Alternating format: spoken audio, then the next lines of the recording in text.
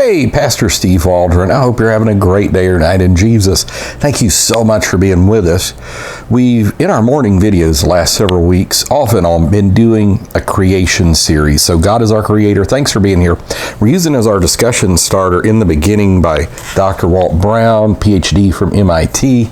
Excellent book, recommend it. 7th edition, I think it's up to 8 or 9 now. So he's showing us in the life sciences how complexity, fully developed organs, these type things show evidence of a creator. And on the flip side, the impossibility of evolution. So thanks for being here. Let's dive in. Check out our other videos.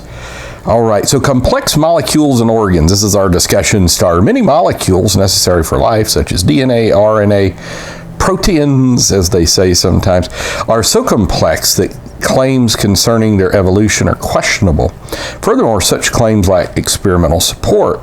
There's no reason to believe that mutations or any natural process could ever produce any new organs, especially as complex as the eye. Of course, Darwin mentioned that, the ear, or the brain. For an example, an adult human brain contains over 10 to the 14th electrical connections, neurons, and the like, more than all the electrical connections and all the electrical appliances in the world. Just in one human brain, you have more connections.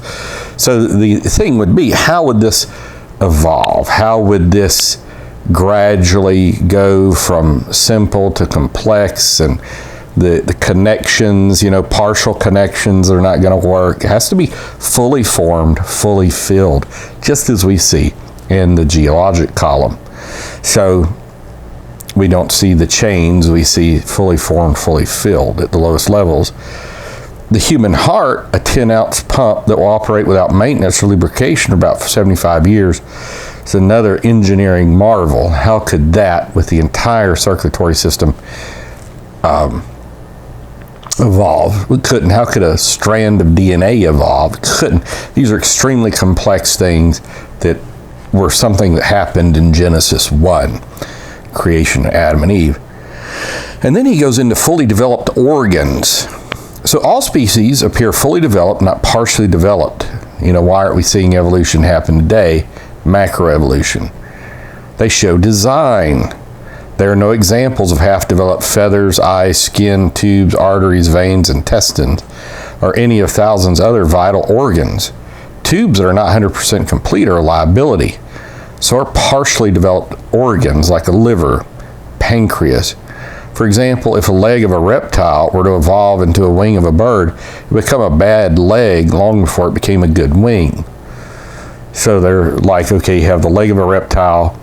How did it become a wing to a bird? Well, only beneficial mutations supposedly get pushed forward in natural selection or Darwinian evolution, or neo-Darwinian evolution for that matter. And so it's going to be useless for many generations. It's not going to develop into a wing. Another thing is distinct types. If evolution happened, one would expect to see gradual transitions among many living things. Now, this is a former atheist here. For example, variations of dogs might blend on the variations of cats. Actually, some animals, such as the duck-billed platypus, have organs totally unrelated to their alleged evolutionary ancestor. He's got a beautiful picture of a duck-billed platypus here. They're one of my favorite animals. I just think they're cute as a button. The platypus has fur, is warm-blooded, and suckles its young as do mammals, but it lays leathery eggs, has a single ventral opening for elimination, mating, and birth, and has claws and a shoulder girdle as most reptiles do.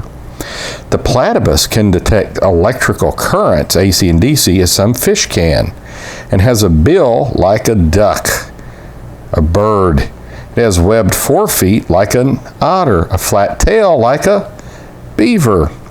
And the male can inject poisonous venom like a pit viper. Such patchwork animals and plants, called mosaics, have no logical place on the evolutionary tree. And that's just true. It's observably true.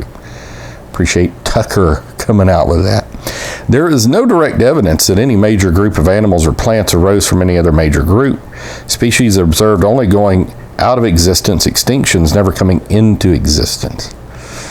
So next we're going to come to one that I use when I teach science in the Bible class about altruism. You can also go into beauty as well, but we'll do that next time. So God's your creator. He loves us. We love him. Talk with you later. Bye-bye.